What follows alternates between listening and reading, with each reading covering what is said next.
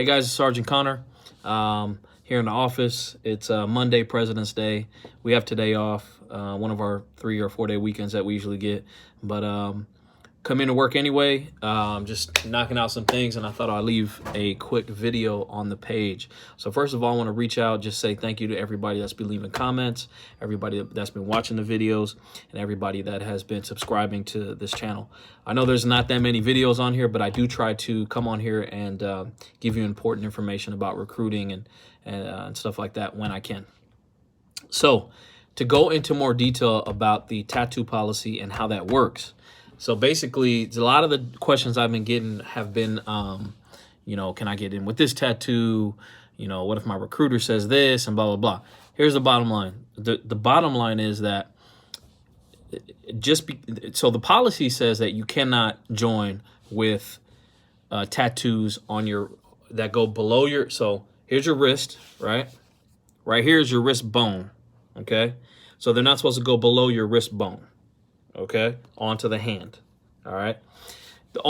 And then your neck, right? So if I'm wearing a collared shirt, okay, so which would be a little bit higher than this, the tattoo cannot show if you're wearing a collared shirt in the back or whatever. So you got people with like tattoos behind their ear and stuff like that. So the policy states that those tattoos are not the standard, do not meet the standard for enlistment. But we have what's called exceptions to policy. Okay, so what we do is, as recruiters, we take a look at your tattoo. We have to take pictures of it and all that good stuff. And then we send those pictures up to basically to our bosses. Okay. And our bosses will make the determination on whether they will say yes or no. Okay. And that's called an exception to policy. But before we do that, you do have to pass both the ASVAB score, the ASVAB. Okay. You have to pass. You have to have a passing score, which for us is 31 and above. All right.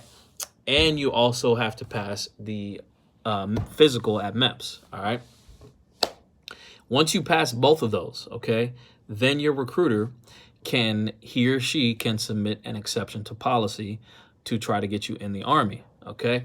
Not every exception to policy gets approved. Okay. So you got to keep that in your head. So if you're really dedicated, you really want to join the Army, and that exception to policy does not get accepted or approved, guess what? You might have to get the tattoo removed. And I know that's a long process. I personally don't want anybody to get their tattoos removed, right? I mean, if you got a tattoo, it must be important to you. Some people got tattoos that aren't important to them. They got drunk one night and just, got it done. But look, you might have to get it removed, all right, to be able to meet the qualifications. So keep in mind, the exception of policy is there, but it does not mean that you're 100% going to happen. If anything, like I've been telling people, go talk to your recruiter. Go see what your recruiter has to say. You can ask for second opinions. If you talk to your recruiter and you want to reach out to me, feel free. You know what I'm saying? I have no problem answering questions at all. I cannot speak for your recruiter. I can't speak for your recruiter's chain of command. I'll never do that. But I will say that I'm just here to put out the basic information that is put out to all Army recruiters. Like, hey, you can request the exception of policy. We haven't been able to request that before, but you can request it. Now, one thing to mention too, if you just have like a small tattoo, it's a wedding band, no problems. You don't need any exception to policy. You're allowed to have that. If you got a tattoo on your neck that says, F you or something like that, that you probably gonna have to get it covered up. Okay. If you just got curse words, it's offensive in some way. Some people ask me about Confederate flags. Okay. Me personally, I don't judge. I don't care if you got a Confederate flag or whatever. Problem is, some people do see that as an offensive thing. So you may or may not have to get that covered up. I don't know. We always can, if I get a guy, I've had some approved, I had some disapproved. It depends on, how you articulate what that tattoo is about, what it's for and stuff like that. So, obviously any tattoos that are racist and, in nature, that are gang related in nature, that are, like I said, naked ladies. I had a guy one time that came in, tried to join the Army, and he had, a stripper pole on his calf and strippers dancing on the stripper pole. Okay. I couldn't, it was a nice tattoo. It was a very good tattoo. but it was just naked ladies. You know, we couldn't do anything with that, so we had to get that covered up. I had another young man who had a like what are those called? Like the 50s like poster girls on his arm, tight, just dope tattoo, really really good artwork. Unfortunately, the lady didn't have undergarments on, so he basically went and got a bikini put on to the lady. Once he did that, good to go. Okay. But yeah, that's just normal tattoos that aren't on your neck or your hands or whatever. But yeah, if you have any questions, man, just feel free to reach out to me. I'm always available to answer any questions about anything, not just tattoos. I've been recruiting for, this April will be 10 years.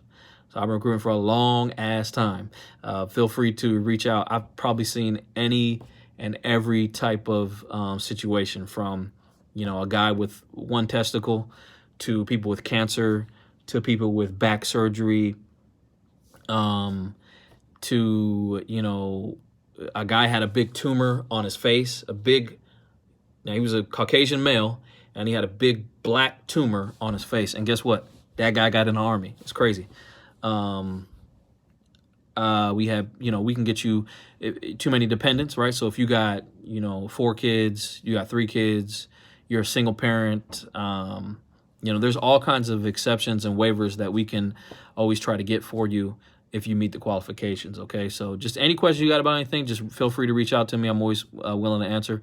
And actually, this YouTube channel that I created, it keeps me on my toes. It keeps me on point, making sure that I have the correct information so that I can pass it along to anybody that's interested in joining the Army.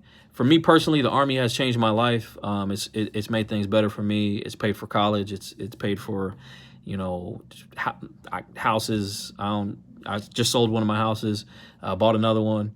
It's paid for my family, you know, medical bills. Just Army just provides me with everything, literally everything that I might need. And I've been in for 18 years. I could retire in 2 years.